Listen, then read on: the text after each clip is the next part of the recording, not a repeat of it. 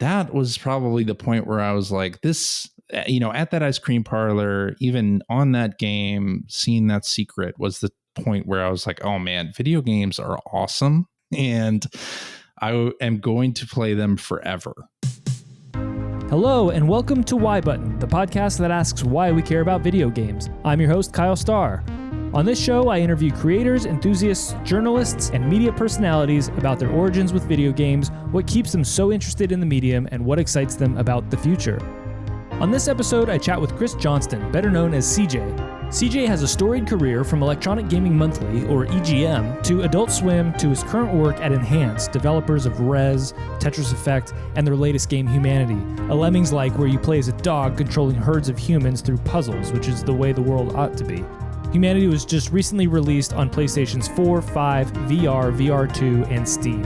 I love chatting with CJ about his break into games journalism through a self-published zine and the various social aspects of video games. There's a lot of industry history and knowledge in this one.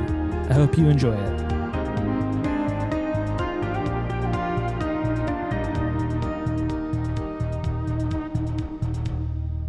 Chris Johnston, CJ, welcome to Y Button. Thank you for having me, Kyle. It's great to be here. Yeah, we go, I guess, quote unquote, go back a ways on Twitter, now Mastodon, just kind of bantering back and forth, liking each other's tweets and stuff, but have never really had an official, opportunity to chat. And so I figured, why not do it through this podcast? I think you might have some pretty good perspective on why we care about video games, and so why not have you on the show? Well, CJ, for those who don't know you, can you give a brief background of yourself and what you're currently up to?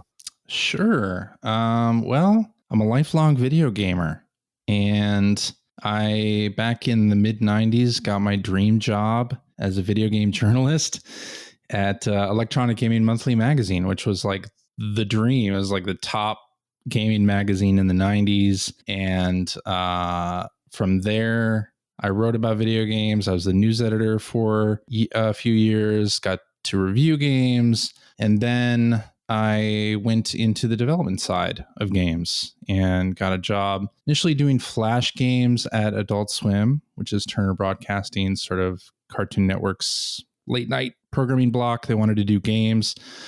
And I thought, that would be an interesting thing to do. Flash was very nascent and there was a lot of like fun indie stuff happening there. And I loved that style and the games that were coming out of that scene. And at Adult Swim, when we started doing Flash games, but then that quickly morphed into doing mobile games for iPhone and iPad. And then when Steam sort of started opening up that storefront, we started doing PC games. Then as consoles opened up, we started doing console games, and things just kind of snowballed from there. And then as that kind of ended, I took some time off for a little while and then joined Enhance, which is Tetsuya Mizuguchi's company, and they do Tetris Effect and Lumines, and started doing user testing for a little puzzle game called Humanity, which comes out in a few weeks now as we talk. So yeah, kind of that's the short version of my ride. I'm going to dig into some of that because just starting with EGM, it's funny. The episode I did just prior to this one was with Robert Ashley. He runs the podcast A Life Well Wasted. Are you familiar with the show? Oh, yeah. Yeah, absolutely. The first episode of that show is about the death of EGM. And so I find it interesting, and this was not by design, but I find it interesting that you actually worked at EGM.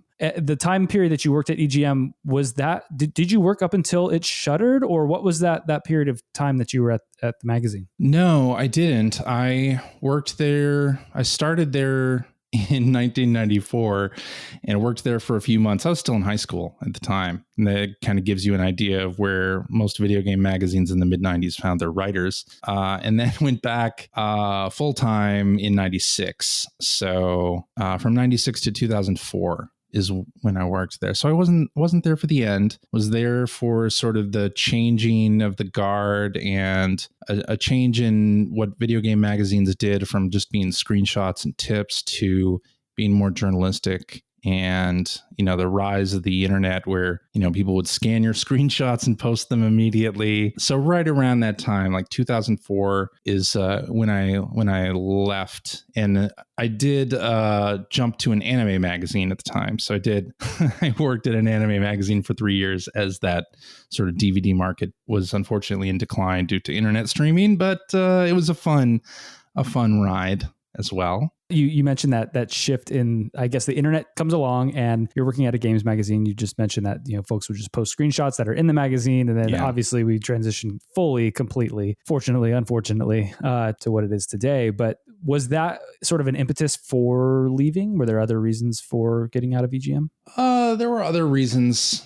I felt burnt out at the time. Like when you are surrounded by games, even though I've loved video games for a long time, I felt like I kind of done all that I wanted to here. And maybe it was time for a new challenge. So, one of my other passions was anime, and video games and anime go hand in hand a lot of the time. Indeed. And so when that opportunity came up, I jumped at it. Chance to do something totally new. Yeah, I think that's important to note too. You mentioned going to EGM to begin with as a childhood dream. I think a lot of folks who were, or at least in our age range, and there might be a bit of an age gap here, not entirely sure, but I think we're of a generation where gaming magazines were very prevalent to us. And the dream of working at or writing for a magazine, for me, even it extended into the internet as well, like writing for a website, whether it was IGN or Polygon or something like that,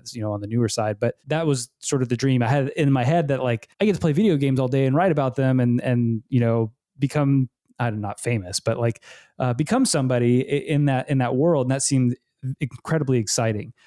What was it? I mean, maybe you align with that, but what was it about EGM or writing for magazines, to begin with? What was the reason why that was a dream for you? Well, I always loved video games and thought, it'd be fun to do that for work, but I am terrible at programming, terrible at math. I can't draw. I'm not an artist or anything. So I thought, like, what could I do in this industry? And I read video game magazines and thought, well, that's a job. Like writing reviews of video games is a thing. So I thought I could do that. And back in 1991, there was a magazine called Video Games and Computer Entertainment. And that magazine had a column in the back written by Arnie Katz. It was all about fanzines and video game fanzines. And I read that column and was like, well, heck, I could do that, right? Like I could make a newsletter or a zine, and that could be my start. And so, I was 13, 14 years old at the time and thought, let's do this thing. I had my Apple IIgs. I had Fred Writer as my word processor and printed it out on an old image writer and like cut and pasted things and copied it off and sent it out to people. And that was kind of where things started. I began like sort of mimicking the writing that I was reading in video game magazines. And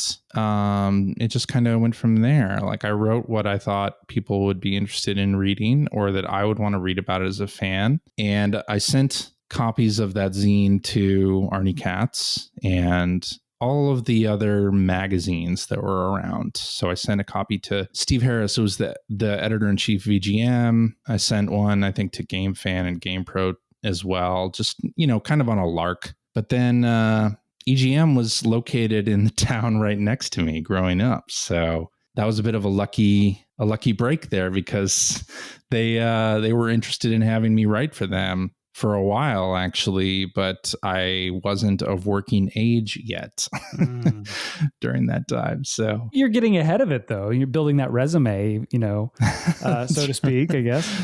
That's right. And I was just having fun, really. Like it was fun to get into that scene and meet people, some of whom are still in the industry today, because like Chris Kohler also did a zine at the time called Video Zone, and we got to know each other back then as well. So, and there are a couple of people who are still kind of peripheral around the industry that that did zines at that time. Cliff Bleszinski did a zine as well. So it was very it was its own sort of fun underground thing at the time. You mentioned this again, not by design by any means, but you mentioned video games and computer entertainment. Yeah. Video games and computer entertainment. Hold on one second. I'll edit this part out of the podcast, but I'm curious. I might actually have a copy. Hold on. Okay. So I subscribe to the Video Game History Foundation. Their subscription service to send you old retro games. And listener, if you, I'll put a link in the show notes, but it's worth checking out. Magazines keep coming up on this show, and I think people ought to check it out. But Game Fan, I swear I had one of the. Oh, there you go. There it is.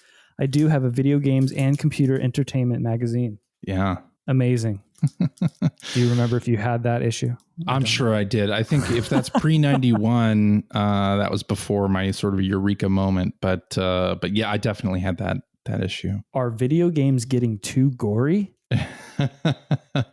From 91. That's hilarious. I didn't look that up when I had Robert on the show, but I had it in the back of my mind, like I might actually have one of those. And then you sort of also mentioned with the zines and whatnot, there was when I was talking with Robert, and again, when you hear that episode, if you're listening to the show, we go on a couple tangents about music, and it's funny. The zines were very prevalent in the music world as well, like punk rock world and whatnot. Yeah. And it's funny for you to say that here with games. That's not something I was aware of. Can you describe what that zine was? What was in it? What was it like? Like, what were you actually trying to, other than just your writing and mimicking the writers that you liked? Like, did you have access to exclusive games? Were you just reviewing the stuff that you had on hand to play? Like, what was in some of those zines, and how many of them might have you might have had you put out? The first one I did was called The Bombardier, and it's because I liked that word. And every good writer's trick is I like the word, so I like the word. I'm using it. Yeah. And we had a Japanese bookstore in the area too that I got like an issue of Famitsu from. Famitsu is like their weekly, at the time it was weekly, video game magazine, and I cut pictures out of it and screenshots out of it, and like I said, on the Apple IIgs, using a very simple word processor, just like printed things out, cut, and literally like taped the paragraphs and the images onto a sheet of paper, and then went to wherever had a copy machine, whether it was the Ace Hardware down the street or Kinko's or Office Depot, and copied a few pages off and sent those out. And initially it was just very simplistic stuff. And then like through the sort of zine community, I ended up meeting some other folks in the Chicago area who were also doing the same kind of thing. And we formed a zine called Paradox. And that was still on the Apple IIgs using like a more complex desktop publishing thing, and printed out using like an inkjet printer, and still kind of the same sort of cut and paste kind of thing some of the time. But yeah, it was very low rent. Oh yeah. And I did probably more than a dozen issues of Paradox, and that lasted sort of into my high school career as well. And I took a printing class in like it was called like graphic design and printing. And back then it was like using desktop publishing, but then also we had printing presses in that area of the school where, we'd work on things like dance flyers, or like somebody's running for student council and we'd do posters for them. And then I did an issue of Paradox where it was two colors on the cover, using this sort of screen process, and actually like printed it out on 11x17 paper and then folded it. And like, it was really nice, but it was like very handmade and different than just copying it off at Office Depot. So it kind of ran the gamut from very simplistic stuff to more complicated printing jobs. Nice. And what was your distribution like? Like, did you have folks that you were mailing this to, or were you just distributing around high school, around your town? Initially just around the town, and then that video games and computer entertainment column had an address. You could send a self-addressed stamped envelope to this address and get like a list of people who did zines, and you could put yourself on that list as well. So I did that. And then people would, I eventually got a write-up in video games and computer entertainment, actually. So then That's your people big break would send right me. there. Yeah, it was a huge break. And it was only like $1 was what I was charging people for the zine. It was almost entirely about the enjoyment of putting it together than it was any sort of money-making operation, kind of like podcasting. Yeah, but, just like this podcast, honestly. I'm not going to make a dime from this, I'm sure, but I'm enjoying doing it. Yes, exactly. I got it. Exactly. And I probably had like a couple hundred subscribers towards the end of it. Yeah. I got a cease and desist letter from GamePro magazine. That's when you know you've made it. That's the sign. Yes.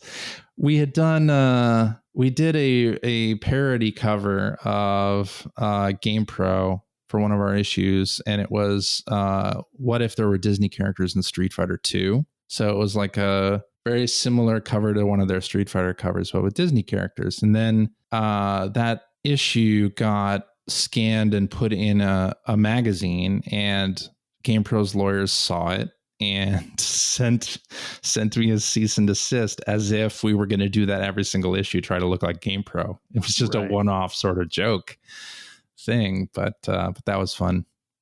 Nice. To fast forward a little bit now, so I am curious about your transition from magazines, from EGM and the anime magazine to actually working at a developer. I mean, You mentioned earlier that you wanted to work in games, but didn't know what angle that would take, and writing seemed like to be the most viable option. Not an artist, not an engineer. So you went that route with magazines, but then all of a sudden you do find yourself working at studios and game developers in various capacities. We'll talk about that too. I'm curious what that transition was like for you.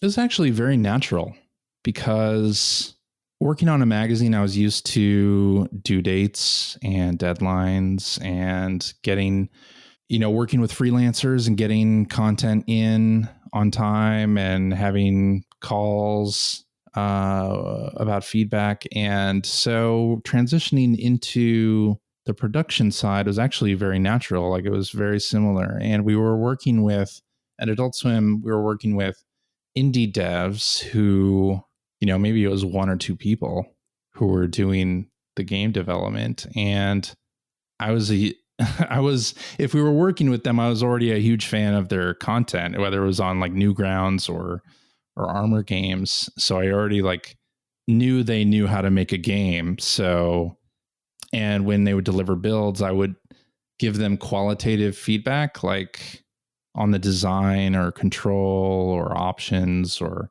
interface, things like that. And it felt like doing a video game review. It felt like what I was doing for the years prior. Like, it didn't feel too different. I was just doing it in a different capacity. So it was actually a very smooth transition.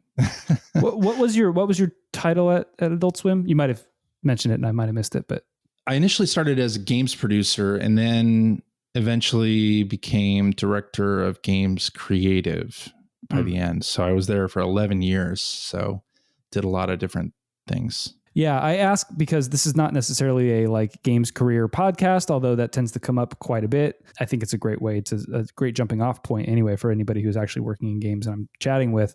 But there are a lot of folks that I think, myself included, I'm just to put it out there, who have always dreamed of working in games, but don't necessarily understand how they would fit working in games other than writing for them. I think that's where a lot of people kind of start and think that writing for a magazine or a website is the only way in. Yeah. So to hear you talk about your, direction in that pivot from, not even pivot, that transition from games writing and into, working at Adult Swim, and that being so closely related is fascinating. Yeah, it wasn't as different as I thought it was going to be, quite honest. But we were starting with Flash games, and I felt like that was like an easy way to start. Like, I don't think the transition would have been as easy if I'd gone from magazine editor to working at Microsoft or working at Nintendo. Like, I think that would have been a much different case.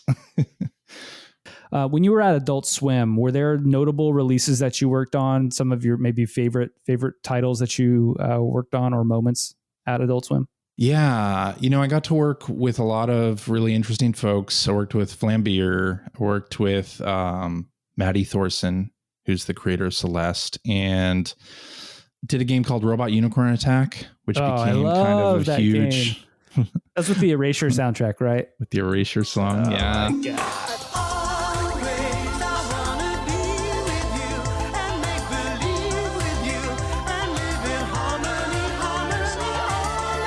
That was an amazing experience. Worked on Amateur Surgeon, was one of the mobile games that we worked on.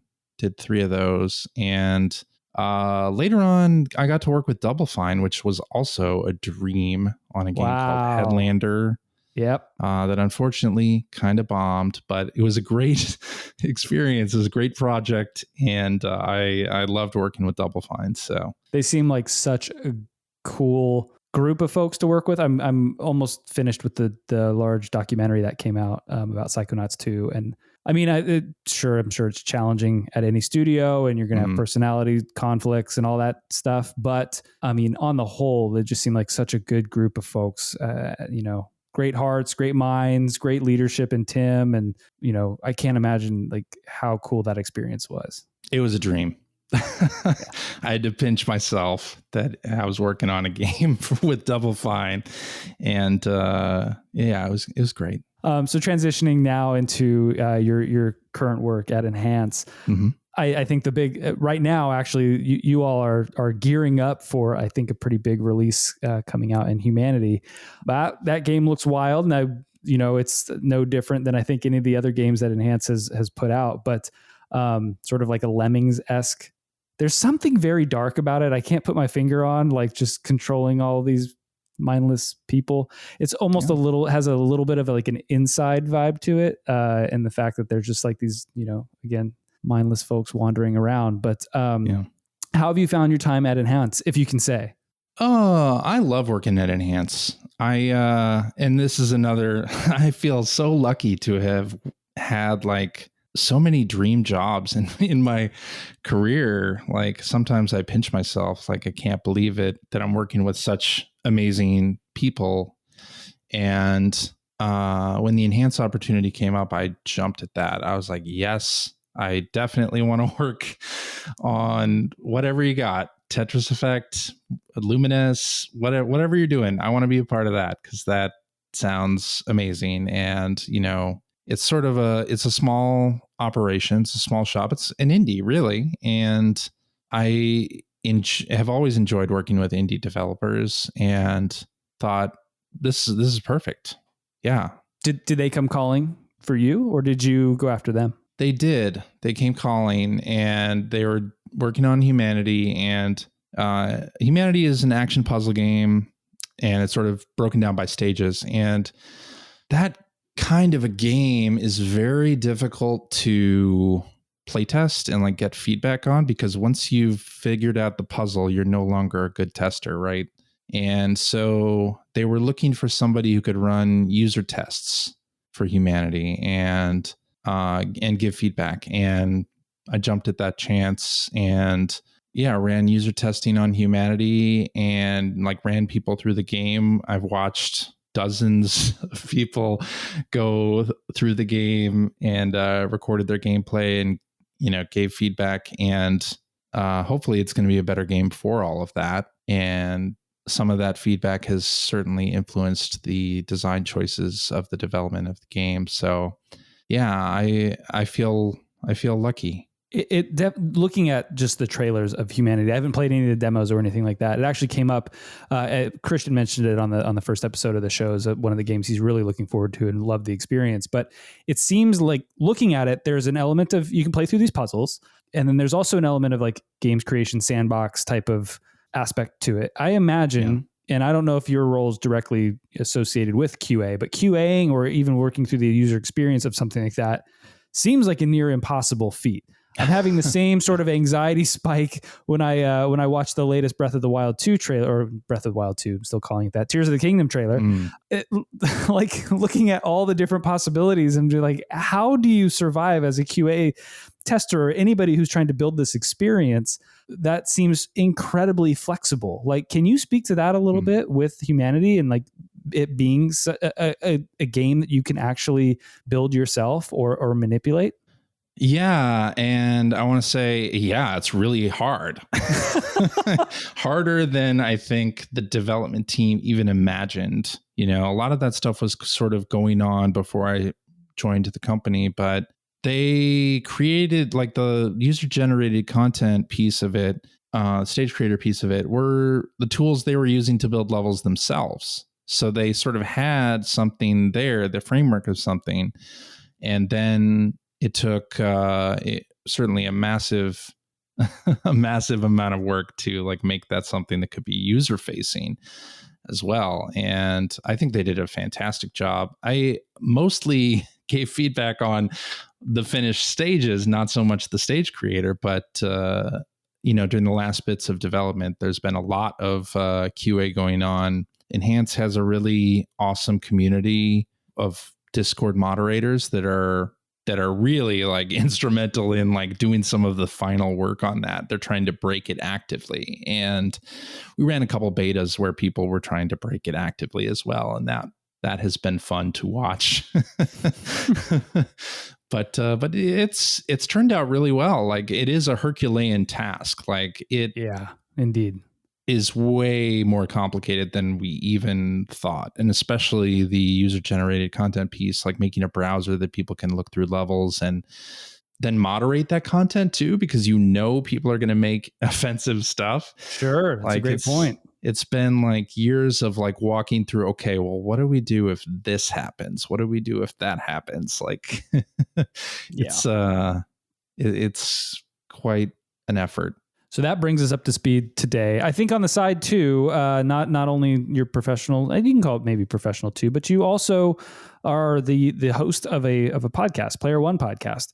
That podcast has been going on since 2006. Y'all are almost at 800 episodes. Almost at 900 now. Oh my gosh! Getting up to 900. Well, thank you for the correction. Jeez. 850 something at this point. Yeah. Have you been on that show the whole time? Did you start it? I started it, yeah. Wow. I started it with another guy from EGM, Greg Stewart. And at the time, we lived in different places in the U.S. Like I had gone to Texas to work on the anime magazine, and he was in North Carolina at the time working on Robotech games.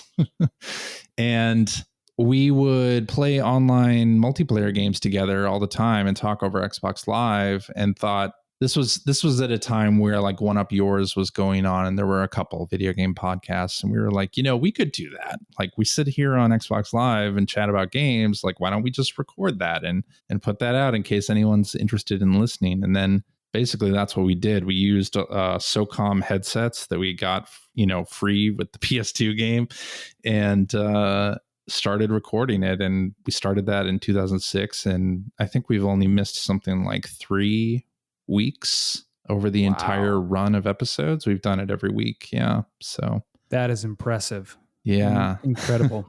Will you keep it going in another 3 years to hit your 20-year mark? Do you think Probably. You got enough gas in the tank? Okay. Yeah, Good. I think so. I mean, I think with our show, it's interesting because we're all friends and we are all former coworkers, and we just use the podcast as an excuse to hop on and talk about games and catch up with each other. So that's really, we record it, sure, and we release it, but that anybody's listening is sort of a secondary thing.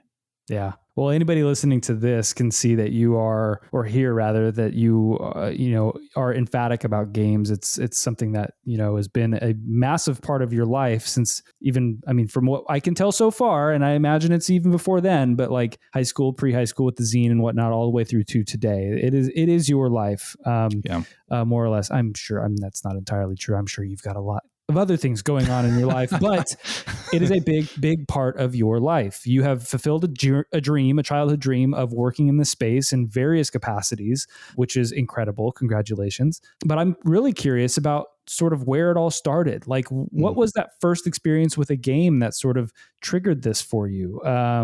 Or where did you get this thought that this is sort of what I want to pursue at such an early age? Yeah, well, my first experience with video games was at an ice cream parlor called the Purple Cow on the south side of Chicago. And my family would go there, you know, a weekend, a month, maybe, I don't know, like whenever there was good grades to celebrate, or like someone wanted ice cream, we would go and get ice cream, or there was a birthday. This place did birthdays too. And they had arcade games in this ice cream parlor, as many establishments did back in the early 80s. And they had like a Donkey Kong machine, a Popeye machine, Star Wars, and they had Crystal Castles. And that was like where I got into games. It was at that ice cream parlor, putting quarters in and playing. And there was one weekend we went, and I played the Crystal Castles game. That's a game where you use a trackball and you kind of collecting these gems in each stage and avoiding enemies. And it's sort of a isometric 3/4 perspective, and very interesting looking game. And I was terrible at it, but there was another person there who was like awesome at it. And this person, like, they were getting so far in this game, and I was just in awe of that, right? And then they showed me this trick to skip levels. Cheater. And I was like, oh, all right, there's a level skip trick. This is fantastic. So yeah, he showed me like this area of the stage where you could like go behind the geometry and like get to a warp that would warp you like 10 stages, 20 stages ahead. And so that was probably the point where I was like, this, you know, at that ice cream parlor, even on that game, seeing that secret was the point where I was like, oh man, video games are awesome. And I am going to play them forever.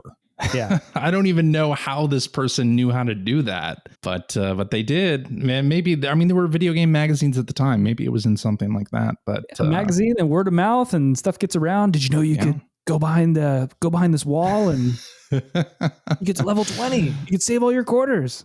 I know. It's crazy. And so from that moment, and I have to say too, I'm flashing back to the arcades with trackballs.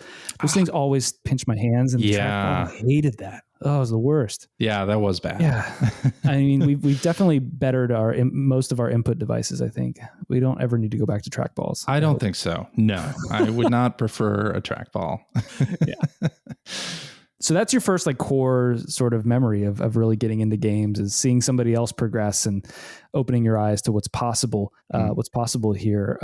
From Crystal Castles, are there, what are maybe a handful of games that you maybe had some of those other moments in that moment of awe or just eye-opening throughout your life? Could be when you were a kid and getting you into this world, or even at a professional level. Yeah, I think I'll start with Super Mario Brothers, of course. You know, from the time I played Crystal Castles to Super Mario Brothers, the whole video game market crash thing happened. And there was a time a couple of years where I really didn't play video games and focused on computers instead. But I saw Super Mario Brothers first at a friend's house. I was over there for a Cub Scout meeting, and he had an NES and Super Mario Brothers, and it just floored me. Like, I couldn't believe the graphic fidelity of the game and just the style of the game, and everything about it just wowed me. And that was the point where, I started begging my parents for an NES, and luckily they didn't hold out for long, but it was hard to find initially. And yeah, that was the point where it's like, oh my gosh, video games are back, right? Like, there was the crash that happened. I hadn't been playing anything, and then now video games are back. So I want to get back into them as much as possible, because the graphics looked better than anything on computer. Like, forget these graphic adventures, King's Quest games. Like, I'd much rather play Mario. So that was a big one. And after that, I think, I was at the E3 where Mario 64 got unveiled. And that was Ooh. a big moment to see that and to see the analog control. Yeah, what a cool experience. Yeah, To that be was there. interesting. Yeah, be at that E3 and play that. But I think it wasn't until like Zelda Ocarina of Time where I really saw the power of what 3D games could do. Like I never really thought 3D games were all that impressive. Mario 64 was excellent, but then you got a lot of like clones of that style that were okay, but they didn't really have the depth. And then Ocarina of Time came out, and that was really something to get excited about. And actually that game is why I'm into the Zelda series at all now, because I think 3D Zelda is really where things kicked off and got amazing. And I stayed up. Like, it came out right before Thanksgiving. I bought my copy, and I was up until 4 a.m. on Sunday after Thanksgiving, like playing and finishing Ocarina of Time. Like I had not, for a long time, I had not played a game for like that religiously in that many days straight, where all I did was that. But Ocarina of Time came out, and it just felt like I had to finish that game in the first weekend or I wouldn't finish it at all. I don't even know if I got past like the kid area of or the kid portion of the game in the first weekend, let alone month. That's quite impressive. Yeah. I used a guide. Okay, I was going to ask. That's if you weren't, if you hadn't, you were certainly destined to be in games at that point. That was your what sealed the deal. And then another big gaming moment for me was when Sea of Thieves came out. I'm a big fan of Sea of Thieves, which is Rare's open world, shared world, pirate adventure game. And that game really showed me that video games can be much more of a like social experience, and also like you can log in to a game and not know what's going to happen. And you can go on an adventure with your friends, and it could just evolve from there. And I've met so many people who are now real friends through that game that I'd never had that experience before now. And I'd never played a game. So we're going on 5 years for Sea of Thieves. I've never played a game like that every week, like constantly, consistently. Yeah. Like that game. So yeah, I think I'm over 4,000 hours in that game now. And oh my gosh, it's it became quite an addiction for a little while. Yeah. The word addiction, though, I mean, is it necessarily a bad thing at that point? I mean, it seems like this is fulfilling something for you. Yeah. I mean, I think it was fulfilling. I think it was an addiction in that I watched Twitch streams of Sea of Thieves all the time. And like when I wasn't playing, I was thinking about that game. But it also like made me think about games as a way to build a community around something, right? Like I enjoyed interacting with the Sea of Thieves community so much that I thought, any game can have or should have this type of open, welcoming community that anyone can jump in and feel like they're going to find someone worth playing with, or that they're not less than anybody else, right? And there are a lot of like first-person shooters, a lot of competitive multiplayer games that don't have that feeling. And I felt like, here's a game that's doing this. Like, why don't other games do that? Like, I'd love to join the community for another game that I'm totally into that gives me that same feeling. So even like working on Humanity, and that has a user-generated content piece, like I am trying to advocate for building that kind of community around Humanity. And can we attract a type of player who will create levels or even just play levels that'll come back and, find something about the enhanced Discord community that they really enjoy, and like find a place where they feel like they're welcomed. So yeah, I was going to ask that about Humanity. I mean, that seems like the user-generated content I don't know if you would call it a game, not games as service, but like a live service type of game. But you have that sort of community that's around like, hey, you all build these things and let other players play them. And you saw that with like Mario Maker and whatnot. And some of those games actually take off beyond just the community itself. You start seeing people post their levels on social media, and very unique things start happening, or unique things that can happen within the game end up being shared on social media, can tend to go viral and whatnot because of how unique this game is, or what it's allowing a user to do, and how creative people can be with it. You saw this with Breath of the Wild. Again, you've seen this with Mario Maker, and there's countless others. Is there any part of you all at Enhance that are hoping that might be something that happens, or is there a social aspect to this, like social sharing, or is it all within the game itself? Absolutely. I mean, there is some social sharing that's going to happen within our Discord server, and we're trying to figure out how to make it work outside of that too. You do get a stage ID for something that you create that can be shared on social media, but we are thinking of like ways to make that even easier and like give you a thumbnail graphic of your stage and things like that. But got it.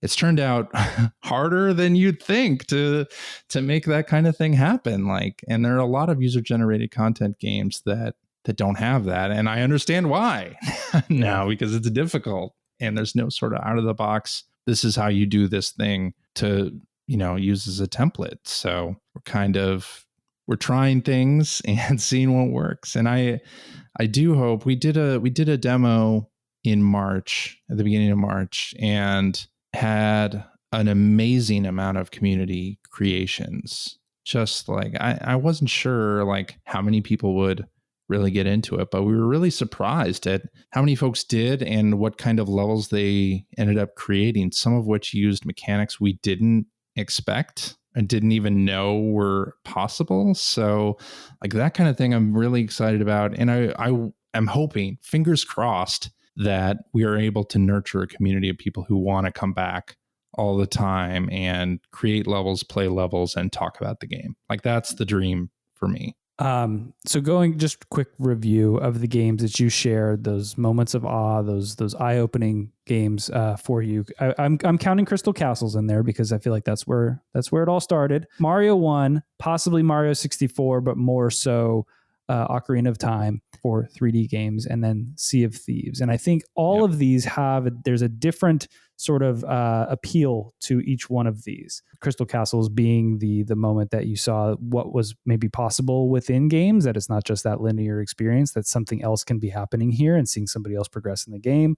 The mystery, I guess, of what games can hold within. Mario 1 being, I now have this console sitting in my house. The graphical fidelity is far and above what I have on my PC, and I am ready for the future here. This is something amazing. Ocarina of Time, we talked about 3D and what it means to make a 3D game. Up until that point, 3D had been tried, tested, and it was around. It was around in arcades. It was around on the PlayStation, but nobody really nailed it like Nintendo did. It's actually interesting to hear you say Ocarina is the model rather than Mario. I kind of think it the other way around, but to each his own.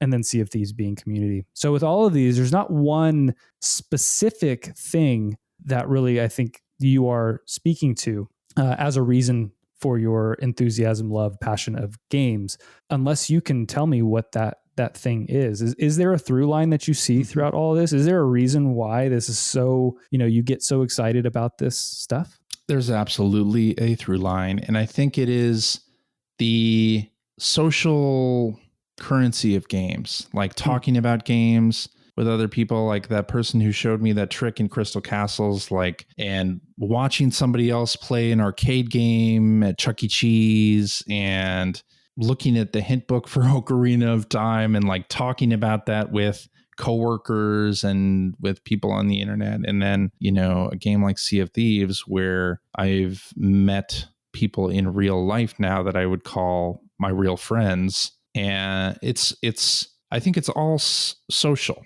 having seen Super Mario Brothers at my friend's house and trading codes back and forth and talking about the Minus World, and here's the code to Mike Tyson with my schoolmates. And like, to me, video games are not only sort of an outlet for escaping reality, but enhancing reality and, having a social experience. I'm glad you say that. And I think that's may not be a surprise to folks who, are very passionate about games and follow the industry and play a lot. But I think outside of those walls, a lot of people still see games as a very solitary, isolated experience. Even if it's multiplayer and whatnot, you're sitting in your room or, wherever, hunkered down in front of a TV or a computer, monitor or something like that. I think you're right. There is so much more to this, that it carries a conversation. Everything you just said aligns very closely with my own experience. I mean, it was the fun of sharing your experience on the schoolyard. It was talking about that at your job with your coworkers who might also be playing the same games that you are, and sharing that enthusiasm there. And then also you have communities on Twitter or Discord or Mastodon or whatever who are sharing their enthusiasm, or, oh my gosh, look at this cool thing I did, or did you know you could do this? Or now there's just so many games that it's people talking about these experiences that you may never have, but you get a chance to watch and see and go, wow, that looks like a really cool experience. I don't have the time in my life to maybe play that game but it's there, and that looks like a very cool, novel thing. And you can take from that and apply it to maybe other experiences or creative endeavors in your world too. So I think that's a great reason. The social aspect of games is certainly there. It is far from, I think, a very solitary experience. It can be, as you said, an escape, but I think there underneath that it generates such a much larger conversation, and now a conversation that permeates into film and TV and all kinds of stuff. I mean, not just making shows about games, but you hear, I don't know if you watch Ted Lasso, but in Ted Lasso, they dropped a nod to Breath of the Wild, and and Wario. There's a couple different video game references there. It's on Saturday Night Live, and Pedro Pascal, as Mario or whatever it is. There's just all kinds of narrative. And I think a lot of that too is probably, it's just a medium that we grew up with. And now it's permeating other lives as that generation gets older and is working in these professional capacities. It's obviously there, but it is part of our social fabric, I think, at this point. Yeah, I think so. And I feel like I'm lucky in that my parents encouraged me to play games. Like they limited my screen time, but they thought it was, a hobby. They had hobbies. I have video games as a hobby. So they never discouraged me from playing. And, when I started working with other people who play video games, there was definitely no discouragement that I should stop playing games. And everybody that I've known, all my friends play games, and I've never had relationships where it's been like looked down upon, and I feel very lucky about that, because I do know folks who have had these sort of nerdy, geeky passions that get looked down upon by their significant other or whatnot, and I never understood that. Like even if I'm not into something, like why would I want to discourage something that makes this other person happy? Like I don't see the benefit of that. So, you can be in anything. If you're into reality television, or if you're into the Real Housewives of Atlanta, like, you do you. Like, who am I to judge that? So, yeah. Exactly. Are you excited about anything in the future, like the future of games? Is there something that you're thinking about? Maybe it's this social aspect we're talking about here, but I guess the question is, what excites you about the future of video games?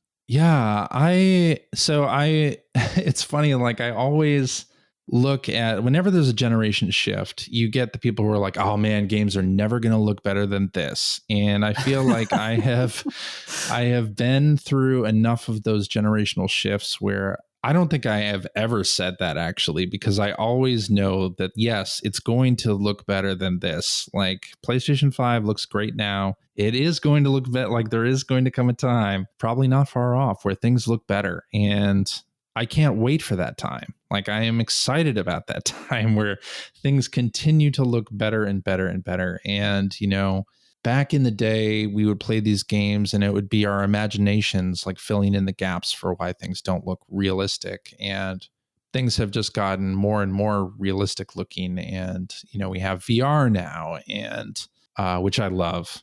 Now that VR is of a high enough frame rate where I don't get motion sickness playing, it's fantastic. But I'm what I'm excited about in games is just seeing that progression. Like, how far can we go with things? And, video games for me are all about being able to experience something that I would never do in real life. And, whether that's be a pirate or whether that's in like a social deduction game or, maybe I'm in an RPG, like playing something or, survival horror type of thing, something I would never actually want to be involved with in real life. Right. A little bit of having a safe that space experience, right? Yeah. Like, I love that for games. It can be such a emotional experience as well. Like, you can have games that make you feel a certain way and you can have a connection with them in ways you don't have with other mediums. And I think that's probably what excites me the most about games and just for the future of games. It's great. Is there, other than humanity, are there games you're looking forward to? I try to not look too far into the future. Like, I like to be surprised by by games that I don't even know are coming out. But I'm excited about like Spider-Man 2, and I think that'll be fantastic. I'm looking forward to Tears of the Kingdom in a big, big way as well. In part because of all of the sort of ways that you can freestyle and create your own vehicles and weapons and things. Like, I think that's great. And even though I'm not the type of person that loves crafting or cooking in a game, like you say, right, crafting or building to me, and I'm like, I'm out. Yep. Forget it. Base building, not interested. But there's something about this sort of, I'm running around Hyrule and I'm making these weapons out of two things, like, that excites me in ways that other crafting games don't. So yeah, Breath of the Wild, well, Tears of the Kingdom and Spider-Man 2 are probably the biggest name things, but I'm sure there's going to be a lot of little indie projects that come out that I'm going to be interested in too. It's never ending. There's just so much just keeps coming around. I need to play. Everybody's talking about Dredge right now, and I haven't touched it. That's like Dredge. The big thing. I've gotten to a point now where I'm like, I'm just going to wait to see like what is popping off. I can watch all these trailers and see all the new stuff that's coming. And it's great, to your point. Like, but looking too far ahead, I don't know what's going to be worth my time or while. And at some point, it's like, I'm just going to wait to see what everybody's talking about. And then I'll jump on the bandwagon. Like, no harm doing that. Absolutely. Yeah. Or use like Game Pass or PlayStation Plus, like what's new on there, and play that. Like, I like to play all types of games except for sports games. I loved the arcade sports games of the late 90s and early 2000s, but since everything's gone more simulation, I've kind of dropped out of that. But I find I'm an omnivorous gamer. I'll just play everything, and I don't finish a lot of games, but I still love playing whatever is coming out. So like, I have so many games up in the air, like Hi-Fi Rush and Dead Space, and Dredge is another one that I'm going through. And I just started the Final Fantasy Pixel remasters, and there's all these games, and then Tears of the Kingdom's coming out, and you have Advance Wars, Reboot Camp, and all this stuff. Is just like, I can't believe how many games we have and how many of different genres and made for different types of players that we have.